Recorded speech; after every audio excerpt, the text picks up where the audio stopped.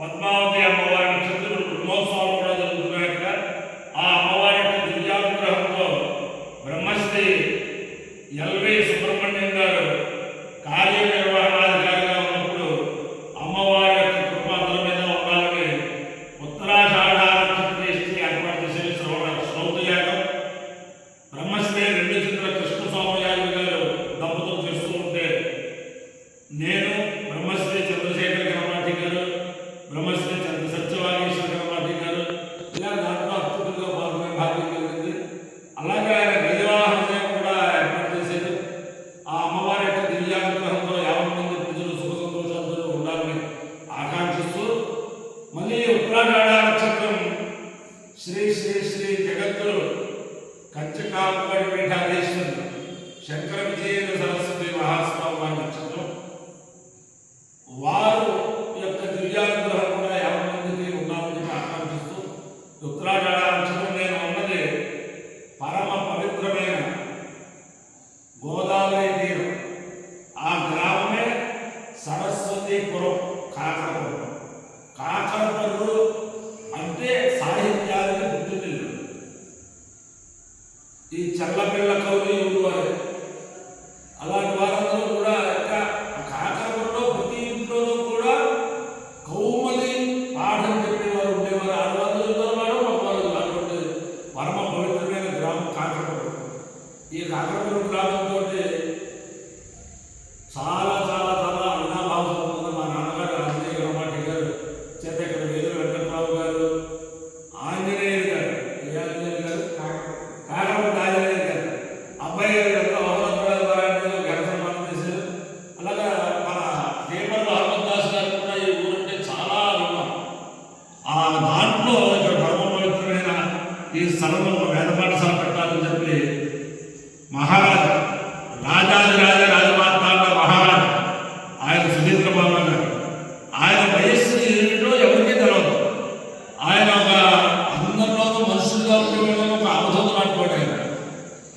ఆయన శిష్యగణం చాలా చక్కగా వేద పాఠశాల ఇక్కడ ప్రారంభింప చేసి ఈ వేద పాఠశాలలో ప్రాంగణంలోనే అనేక కార్యక్రమాలు అనేక వేదపారాలను కూడా చేయిస్తూ ఒక ఆదర్శవంతమైన సనాతన వేద పాఠశాల ఇది చేస్తున్న ప్రస్తుతం అందరి ఆయన సుధీంద్ర బాబు గారి శిష్యులందరూ కూడా ఈ పాఠశాల కార్యక్రమాలన్నీ భుజం మీద వేసి నడిపిస్తున్నారు మా చంద్ర రామారావు గారు. అలాగే మంచి గురువు కూడా వీళ్ళకి లభ్యమయ్యాడు. అంతేకాని పాఠశాల ఒక ఆదర్శవంతమైన పాఠశాలగా ఉండాలని చెప్పి ఆకాంక్షిస్తూ ముందర ఉత్తరాషాఢ నక్షత్రం ఓం శ్రేష్ఠో దేవానాం భగవో భగాసి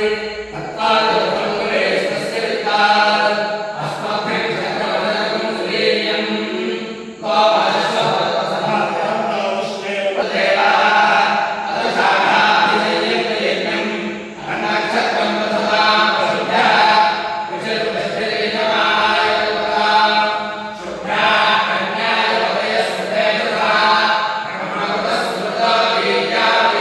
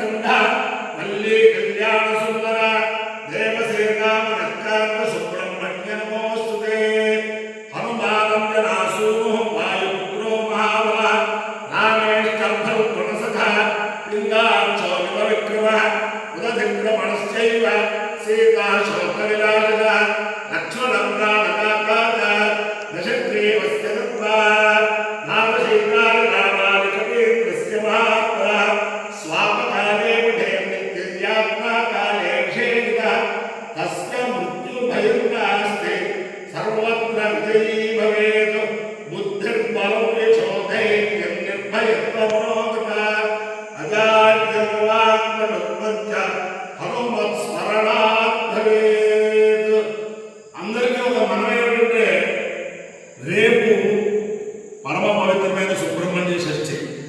ఈ రోజు రాత్రి సుబ్రహ్మణ్యేశ్వర స్వామి దేవాలయాలు ఎక్కడుంటే అక్కడ కళ్యాణం చేస్తూ ఉంటారు. రేపు పొద్దున సత్య తీర్థం అవన్నీ కూడా ప్రతి చోట నడుస్తుంటూ అందరికీ తెలుసున్నది. ఆ సుబ్రహ్మణ్యేశ్వర స్వామి యొక్క అనుగ్రహం వల్ల సంతానార్థులు ఎవరైతే ఉన్నారో వాళ్ళందరికీ కూడా శీఘ్రకాలంలో సంతానం కలగాలని, అలాగే వివాహార్థులు ఎవరు ఉంటారో వాళ్ళందరికీ కూడా శీఘ్రకాలంలో వివాహాలు కలగాలని ఆ సుబ్రహ్మణ్యేశ్వర స్వామి ప్రార్థిస్తూ అందరికీ ఒక విజ్ఞాపన ఏమిటంటే రేపటి రోజుని తెనాలికి ఒక 20 కిలోమీటర్ల దూరంలో పెదరావూరు అనే ఒక గ్రామం, ఒక పల్లెటూరు.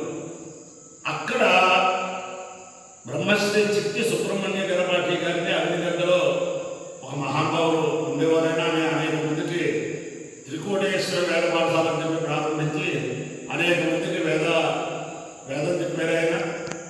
ఆయన దగ్గర చదువుకున్న వాళ్ళందరూ కలిపి ఆయన పేరుతో ఒక వేదసభ స్థాపించారు.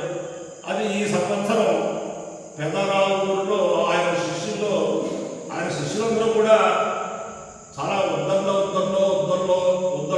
అందరూ. దాంట్లో చెత్తపల్లి సుబ్రహ్మణ్య శాస్త్రి ఆయన యొక్క గొప్పతనం ఏమిటో తెలియదు. వేదం చదువుకున్నారు, వేద పండితులుగా పనిచేస్తూ చైతన్యం కలిగించాలని చెప్పి దుండిగల్లో ఒక మహావిద్యాపీఠం ప్రారంభించాడు. అది అద్భుతంగా తెలంగాణ రాష్ట్రంలోనే దుండిగిల్లు మహావిద్యాపీఠం ఒక అద్భుతమైన పీఠంగా విరాజిల్లుతుంది. ఆయన్ని ఈ పెదరావుల్లో కూడా ఇంకో పీఠం పెట్టాలని చెప్పి, ఒక సుబ్రహ్మణ్య క్షేత్రం పెట్టాలని చెప్పి, అలాగే శివాలయం పెట్టాలని చెప్పి పెట్టారు. అక్కడికి జగద్గురువులు వచ్చి పవిత్ర చేసేది అదంతా జరుగుతుంది. అక్కడ పెదరావులు క్షేత్రంలో రేపు ఈ చిట్టి సుబ్రహ్మణ్య గణపాఠి గారి యొక్క వేదశాస్త్ర పరిషత్ సభ జరుగుతుంది. ఉభయ రాష్ట్రాల నుంచి కూడా అనేక మంది వేద పండితులు అక్కడ వస్తారు. ఆ సమయాలని నాకు బుద్ధిలో ధారణ చేయలేదు. చేద్దాం ఆ తెనాలి పరిసరాల్లో వారు, గుంటూరులో పరిసరాల్లో మనం రామసముద్రంలో ఎవరైనా వేదాభిమానం ఆ పెదరావులు వెళ్తే ఆ క్షేత్రం చూడవచ్చు, వేద శ్రవణం చేయొచ్చు. సుబ్రహ్మణ్యేశ్వర స్వామి అనుగ్రహం. ఆయన చిట్టి సుబ్రహ్మణ్య గణపాఠి గారితో నాకు అనుబంధం ఏంటంటే ఒక 40 సంవత్సరాల క్రితం జగ్గయ్యపేటలో ఒక రుద్రయాగంలో వేద పారాయణకి వెళ్ళాక ఆయన కూడా వచ్చారు. ఆయనతో వేదపారాయణ చేసే భాగ్యం, సంపూర్ణంగా వేదపారాయణ చేసే భాగ్యం నాకు కలిగింది. ఎందుకంటే ఆయన చాలా సావకాశంగా ఒక అక్షరం కలవకుండా అలా పారాయణ చేసేవాడు. అలా జాగ్రత్తగా అప్లై షుగర్ కూడా వస్తే మనం 1-2 గంటగా ఆహారం చూడాలి. మొత్తం 82 కొన్నాళ్ళు ఆ జగ్గయ్యపేట శివాలయంలో ఆ బ్రాహ్మణ సంఘం వారు, ఆ పిల్లల సీతారామయ్య గారు, ఆ త్రివేది గారు, ఇలాంటి వాళ్ళందరూ కూడా జగ్గయ్యపేటలో చేయించినప్పుడు చాలా అద్భుతంగా జరిగింది ఆ హృదయాకం. అంచేతను ఆ చిట్టి సుబ్రహ్మణ్య గణపాఠి గారు, బ్రహ్మశ్రీ బ్రహ్మలేన మా నాన్నగారు ఆంజనేయ గణపాఠి గారు, అలాగే మా తండ్రి గారు ఘనశిఖరం గుల్లపల్లి వెంకటనారాయణ గణపాఠి గారు, కోనపల్లి లక్ష్మీనరసింహ గణపాఠి గారు, జనస్వామి రామావధాన్ గణపాఠి గారు, వీళ్ళందరూ దేశంలో అనేక చోట్ల సంపూర్ణ ఘనపారాయణ చేశారు. అయితే చాలా ఒక్కొక్క నెల తేడా ఉంటుంది. ఆయన 10 రోజులు నేను వేదపారాయణ, ఆయన ఉత్తర వయస్సు నాకన్నా యుక్త వయస్సు. ఆ టైంలో ఆయన పారాయణ 4 ఏళ్ళ క్రితం. ఆ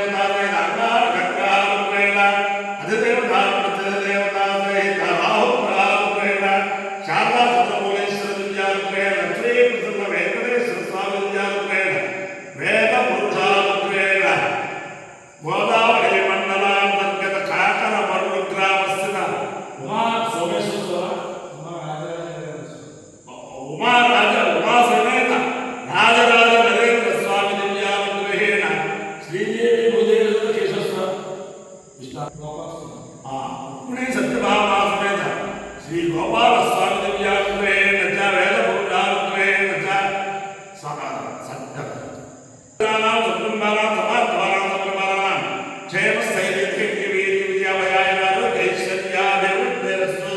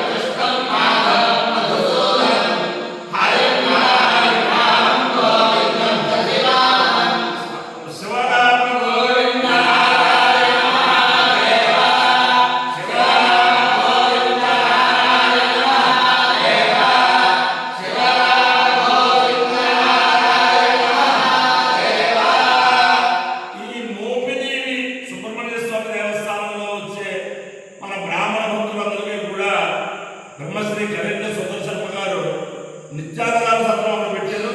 ఆ మొబైల్ వెళ్ళేవారు అది ఉపయోగించుకో అందరూ తెలుస్తున్నట్లయితే నడిపూడి పశ్చిమ గోదావరి జిల్లా సిద్ధాంతం పక్కన ఉన్న నడిపూడిలో ఉండే సుబ్రహ్మణ్య స్వామి దర్శనానికి వచ్చే వాళ్ళకి నడిపూడిలో ఉండే బ్రాహ్మణ సోదరుల పౌరుల నుంచి కూడా తరతరాలుగా ఆ సుబ్రహ్మణ్య స్వామి దర్శనానికి వచ్చే వాళ్ళ కోసం ప్రతి సంవత్సరం కూడా వాళ్ళు అన్నప్రదానం చేస్తారంటారు నడుగుడి బ్రాహ్మణులు. అదే ఆ నడుగుడి బ్రాహ్మణులు ఎప్పుడు కూడా వాళ్ళు అందరూ గెలిచిన ఆ అన్నప్రదానం వేదసభ అది కంటిన్యూషన్ చేస్తున్నారు వాళ్ళు. అదే నడుపూడి సిద్ధాంత